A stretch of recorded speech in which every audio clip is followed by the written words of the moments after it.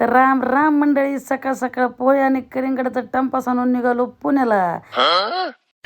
माझ्या बरोबर होती काशीबाई, सोयराबाई आणि पंखाबाई. आज त्यांची होती शॉपिंग.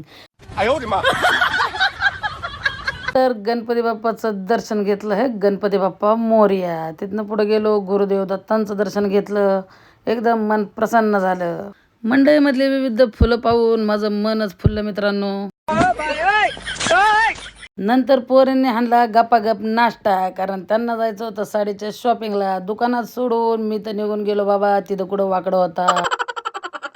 नंतर सोनूशेठच्या टू व्हीलरवर गेलो आयफोन केअरला, कारण आपला ॲपल झाला होता फ्रॅक्चर.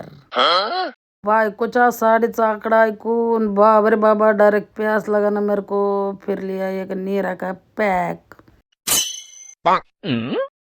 चायला बायकोनी पुण्याहून बीट, काकडी, वांगी बिंगी सगळं आणलं होतं. उन्हाळ्यामुळे विविध गारगार प्रकार खायला लागतात, त्याच्यासाठी ती तयारीतच होती. बोलायचा ताण नको बायकांना म्हणून कॉर्न आणि आणून डायरेक्ट रेडीमेड सोलूनच आणलं होतं. उन्हाळ्यासाठी गोरा गोरा कांदा आणला होता, जो उन्हाळ्यामध्ये खायला चांगला असतो. तुम्ही पण खात जा.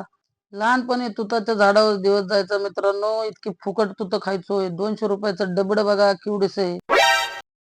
इट्टी केळं पण आणली होती, इट्टी सारखी दिसतात त्यामुळे मी त्यांना इट्टी केळं म्हणतो.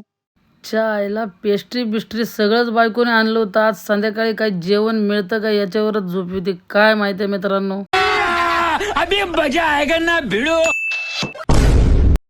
मग काय सगळं उरकून आम्ही गेलो बंटी अण्णा यांच्या सासरवाडीला. त्यांचे नवीन जावई बाप्पू पण आले होते. जावई बाप्पूच्या पुढं पुढं करण्यात आमची बहीण सोयराबाई वाकून गेल्या होत्या. तर मित्रांनो, भेटू पुढच्या व्लॉगला.